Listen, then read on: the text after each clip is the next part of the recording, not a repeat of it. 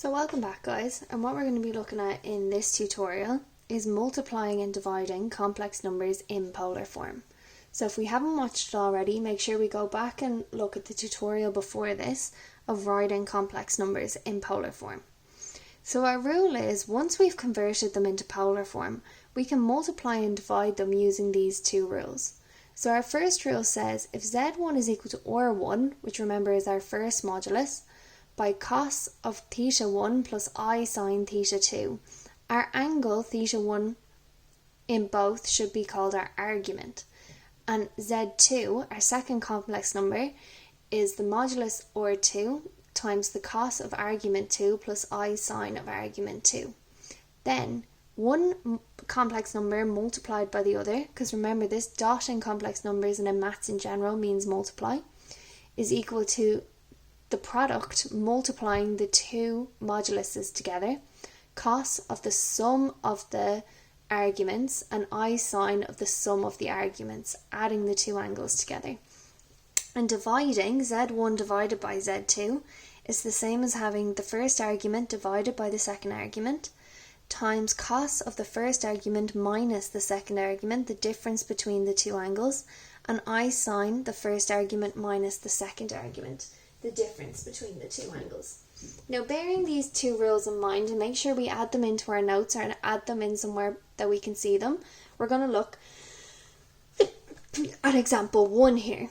So example 1 says if z1 is equal to 2 by cos of pi over 4 plus I by pi sine by pi over 4, so we have our first modulus and our first argument, and z is equal to 5 cos of 5 pi over 12 plus I sine of 5 pi over 12, find 1, the product of z1 times z2, and the quotient z2 divided by z1 in the form a plus bi. So they want our answer in rectangular or Cartesian form, not in modulus form.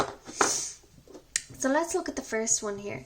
If I have z1 times z2, we know that our rule means we're going to take the two modulus, which is 2 and 5, and we're going to times them. So we have 2 times 5, times the cos of pi over 4, our first argument, plus sine 5 pi over 12, our second argument, plus I sine of pi over 4 plus 5 pi over 12, our second argument. Our first one times plus our second one. So we have 2 by 5 is 10.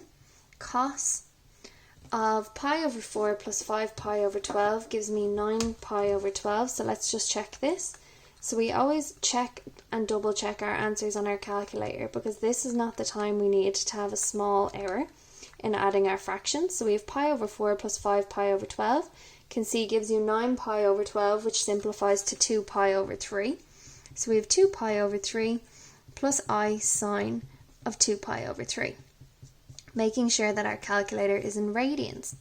To now write this in Cartesian form, the first thing I'm going to do is put in cos of 2 pi all over 3, which gives me minus a half, plus the sine of 2 pi all over 3, which gives me root 3 over 2i, because don't forget your little I there, guys. Which means now when we multiply by 10, 10 by minus a half is minus 5, and 10 by root 3 over 2 is 5 root 3i. And this is my answer now in Cartesian form. So now we're going to look at part 2, which is dividing. So in this one, we're going to have z1 divided by z2. Sorry, z2 divided by z1. So always be careful about the order that they put them in, guys, because that means I need my second modulus over my first modulus. So 5 over 2 by cos of my second argument, take away my first argument. So 5 pi over 12, take away pi over 4, plus I sine 5 pi over 12, take away pi over 4. So again, guys, 5 over 2 I'm going to leave as a fraction for a second, and now I'm going to put in 5 pi over 12 minus pi over 4, making sure not to forget your pi on the top, minus pi over 4, gives me pi over 6. So we now have the cos of pi over 6 plus I sine pi over 6. So the next thing I'm going to do is put my angles and my cos and sine into my calculator. So we have 5 pi over 2 on the outside by the cos of pi over 6. So cos, shift pi, press down, 6 gives me root 3 over 2. So we have root 3 over 2 plus sine of pi over 6 gives me half I.